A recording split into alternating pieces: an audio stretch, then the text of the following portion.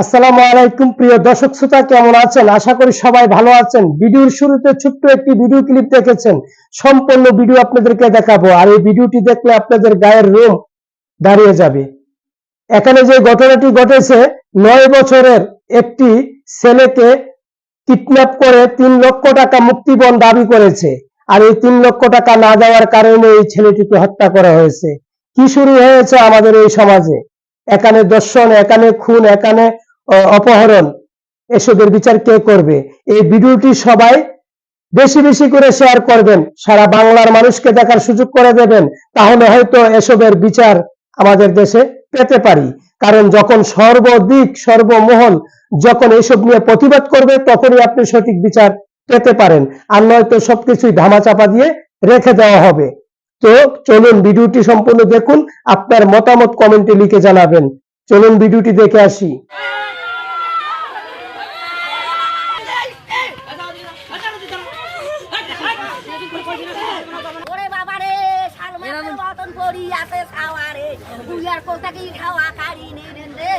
ফাঁসি চাই, ফাঁসি।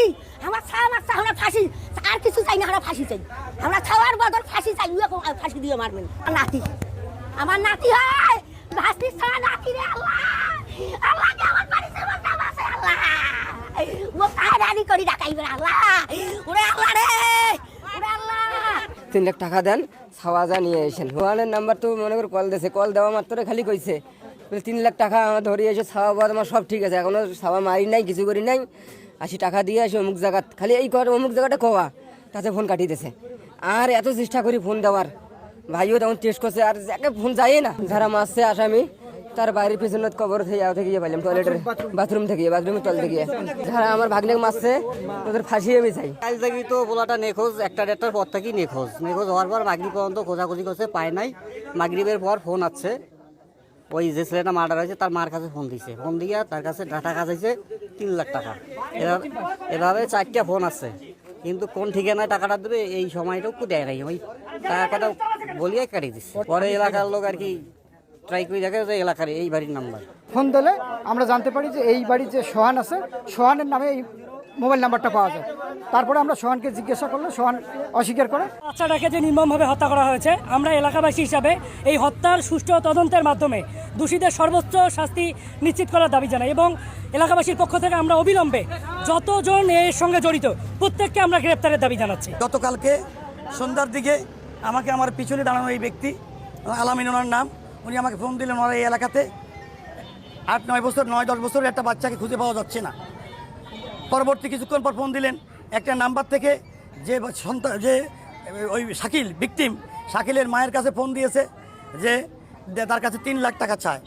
তখন আমাকে ওই নাম্বারটা দেওয়া হলো, আমি নাম্বারটা ট্র্যাকিং করলাম। ট্র্যাকিং করে আমি লোকটার ওই সোহানের মায়ের নামে আইডি কার্ড পেলাম। এসে সোহানের মা, সোহান এবং সোহানের বাবাকে আমি গ্রেপ্তার করি তাদেরকে সারা রাত ধরে আমি জিজ্ঞাসাবাদ করি। জিজ্ঞাসাবাদের এক পর্যায়ে তারা আরেকজনের নাম বলে, আমি সিভিল টাইম দিয়ে তাকেও পিক আপ করার পরে তাদেরকে আমরা জয়েন্ট ইন্টারোগেশন সেলে ডিবি থানা এবং আমাদের এডিশনাল এসপি স্যারের নেতৃত্বে জিজ্ঞাসাবাদ করার পরে আমাদেরকে সে বলে যে লাশটা তাদের ঘরের পিছনে বাথরুমের পাশে গর্ত করে করা হয়েছে। তাকে তো আমরা আমাদের ওই অফিসে রেখে মোবাইলে তার মাধ্যমে লোকেশন নিয়ে আবার আমরা এখানে আমি আসি প্রথম অপারেশন শুরু করি। এরপরে ডিবি আসে, আমরা মোটামুটি লাশটা উদ্ধার করতে সক্ষম হয়েছে। শাকিল, তার বয়স 9 বছর। এই পার্শ্ববর্তী আনসারিয়া নুরানি মাদ্রাসা, সে 3য় শ্রেণীর ছাত্র। তার মা অন্ধ, তার বাবা চট্টগ্রাম থাকে। এটা মামলা দায়েরের প্রস্তুতি চলছে। এই লাশকে আমরা যেটা দেখলাম, লাশের 2টো হাত বাঁধা পাটের রশি দিয়ে, গলার মধ্যে একটা রশি দিয়ে, লাইনের রশি দিয়ে বাঁধা, একে রশি দিয়ে টেনে শ্বাসরুদ্ধ করে হত্যা করা হয়েছে। এটা তাকে হত্যা করে লাশ গুম করার জন্যে, আলামত গায়েব করার জন্যে এই কাজ করা হয়েছে।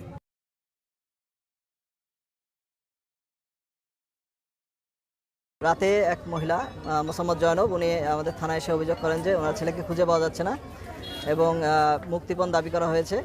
এই কিভাবে দাবি করা হয়েছে জানতে চাইলে তিনি জানান ফোনের মাধ্যমে দাবি করা হয়েছে। প্রায় 3 লক্ষ টাকা মুক্তিপণ দাবি করা হয়েছে ওনার ছেলের উদ্ধারের জন্য। বিষয়টা নিয়ে আমরা রাতেই কাজ করা শুরু করি এবং রাতে কাজ করার কারণে আমরা শনাক্ত করতে সম্ভব হয় যে কারা এই কাজটা করতে পারে। তাদের আমরা জিজ্ঞাসাবাদ করি।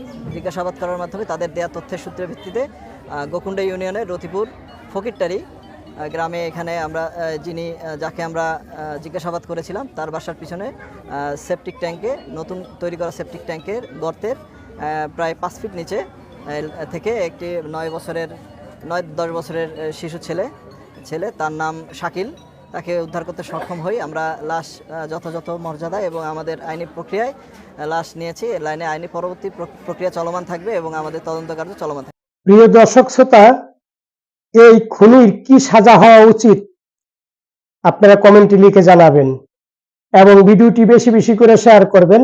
অরিজিনাল ভিডিওর লিংক দেওয়া থাকবে আমাদের এই ভিডিও ডেসক্রিপশন বক্সে, অবশ্যই অরিজিনাল ভিডিওটি দেখে আসতে পারেন।